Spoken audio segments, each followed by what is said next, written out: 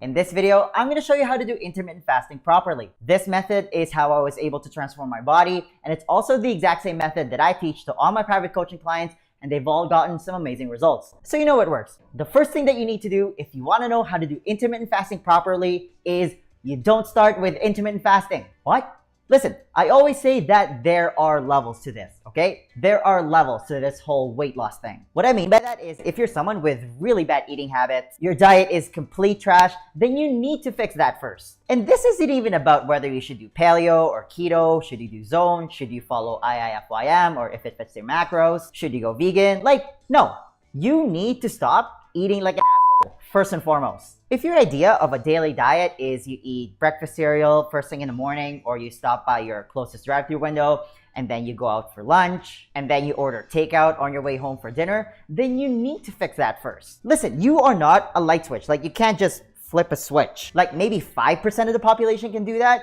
but for the majority, the other 95%, you're more like a radio knob. What I mean by that is if you do the things that I just mentioned earlier, you have really bad eating habits and you're at a 10 there, you need to bring that down to a 9, and then an 8, and then a 7, and so on. Like I said, there are levels to this in terms of what that looks like. If you consistently eat, chips, cookies, candy, then you need to replace that with healthier alternatives first, like nuts, cheese, and even some seasonal fruit. And I know that I rag on fruit a lot in my other videos, and for good reason. But if you substitute fruit for the crap that I just mentioned, then it's okay to eat fruit. But you can't just add fruit to a crappy diet and say that you're eating healthier. It doesn't work that way. Now, if you have no choice but to eat out, then you need to start making better decisions. Like maybe skip the fries every once in a while and order a side salad instead.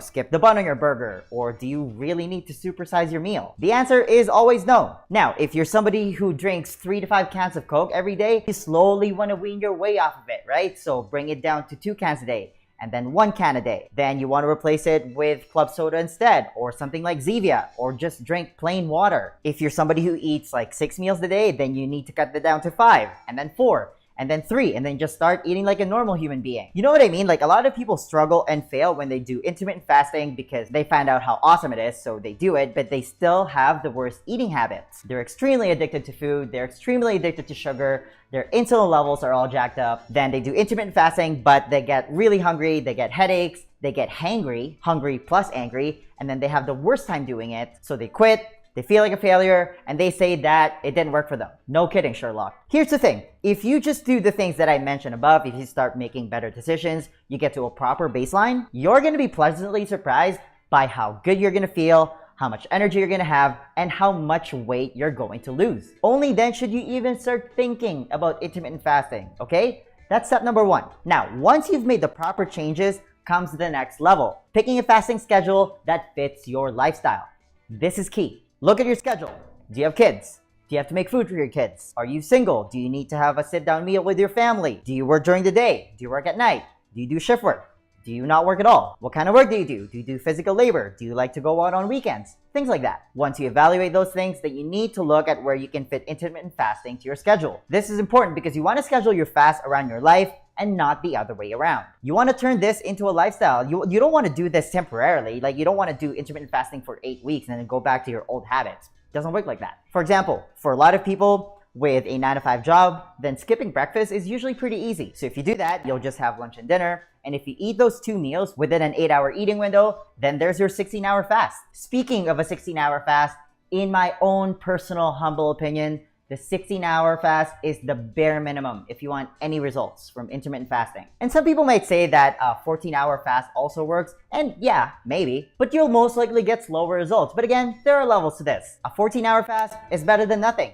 But again, if you want faster results, the 16-hour fast is your bare minimum. And ideally, you're only eating 2 meals within that 8-hour eating window. And it's a numbers game at the end of the day. If you normally eat 6 meals a day and you go down to 3, you're going to lose weight. If you go down to 2, you're going to lose even more weight. And if you eat the same amount of calories in those 2 meals versus what you normally eat when you eat 6 meals, it's still going to have a positive physiological response in your body because you're moderating your insulin levels. Remember, high insulin from eating refined carbs and sugar and eating too frequently blocks fat burning. That's why intermittent fasting works extremely well for fat loss, because it moderates your insulin levels. Only then are you able to tap into your fat stores and burn it for energy. Now, one of the best things about intermittent fasting is its flexibility. Like if you get invited out for brunch or breakfast over the weekend, then go for it. You can always adjust your eating window. Now, I want to build on the idea of flexibility in that there's always going to be this thing called life that happens. You have weddings, celebrations, Christmas, holidays, maybe it's your dog's birthday, and so on. The good thing about fasting is that it's okay when those things come about. It's okay to have a quote-unquote cheat meal here and there, especially if you've planned for it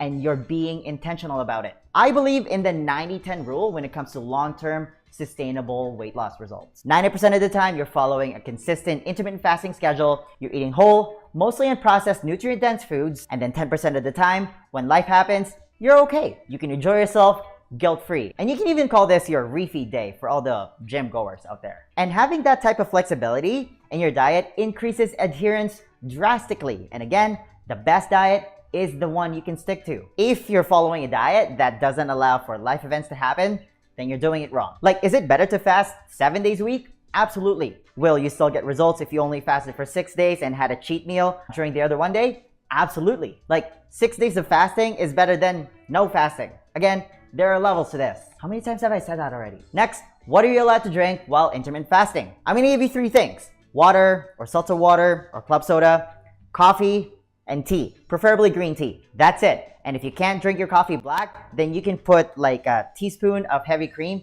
and it shouldn't break your fast. It's not the end of the world, but that's it. The 3 things that I just mentioned have little to no calories and it doesn't interfere with your fast. It doesn't trigger an insulin response. Remember, once you trigger an insulin response, you've just broken your fast. And I get asked these questions all the time, like, can I drink this? Or can I drink that? Can I drink Gatorade Zero or Powerade Zero or Diet Coke? The answer is no.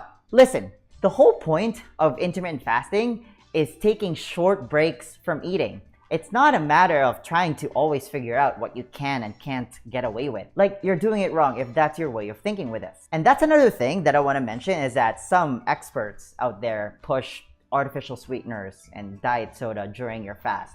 And I don't really agree with it. Like, a lot of people are severely addicted to sugar. I know this because I used to be one. Like, if you're somebody who wants to make a major lifestyle change, then you need to put yourself in the best position possible. And think about it this way. Telling someone that it's okay to drink artificial sweeteners during a fast is like telling a recovering alcoholic that it's okay to drink just a little bit. How do you think that's gonna go? And I go into the topic of what breaks a fast and what to drink during intermittent fasting on a separate video, so make sure you check that out. Next, you wanna make other lifestyle choices that complement intermittent fasting. Let's talk about exercise first. And some people are probably rolling their eyes right now because they hate going to the gym or whatever. Then don't go to the gym. And we don't need to get into a discussion about what the best workout is for fat loss. You can check out my other video about that. But I always say that the best workout is the one you enjoy doing. If you go to a 6 a.m. spin class, for example, just for the sake of working out, but you hate waking up at 5 a.m. and you hate sitting on a stationary bike, then it's only a matter of time before you quit. Listen, if your baseline is you haven't worked out in years and your only form of exercise is walking back and forth to the fridge, then the best workout that you can do is to just leave the house, go for a 10-minute walk, and build on that. Then you want to work towards getting to 10,000 steps. You know what I mean? Listen, you cannot go through life and expect to be healthy if you don't do some form of exercise. Like if you do cardio, for example, your heart gets stronger and you can pump more blood into your body. If you do resistance training, for example, it improves mitochondrial density, you build more lean muscle, you get stronger bones, which is a very important marker when it comes to lifespan. Building lean muscle also improves your insulin sensitivity and increases your metabolism. And if you're trying to lose weight, increasing your metabolism is literally one of the best things you can do. That's why it's important to pair intermittent fasting with exercise. And yes, you can exercise while fasting. There's actually a lot of research out there that shows that fasted training actually helps you burn even more fat. We evolved to move as human beings. Otherwise, you'd be a tree. And again, there are levels to this. Some form of exercise is better than no exercise when it comes to improving your health. Again, simply going for a 10-minute walk is extremely beneficial if you've been sedentary for years. Remember, intermittent fasting is for fat loss, exercise is for building muscle and improving your cardiovascular health. You can't just fast and expect to build muscle. It doesn't work like that. Next, make sure you're getting adequate sleep every night. And this should be a dead giveaway. But getting a quality 8 to 9 hours of sleep every night is extremely important when it comes to maintaining your overall health. I have literally never met anyone who complained about getting a good night's sleep. Next, make sure you're managing your stress levels. Chronically high stress levels is a secret killer when it comes to your weight loss progress because of your elevated cortisol levels from it. Why is that? that? Well, chronically elevated cortisol levels results in chronically elevated insulin levels. And as I mentioned earlier,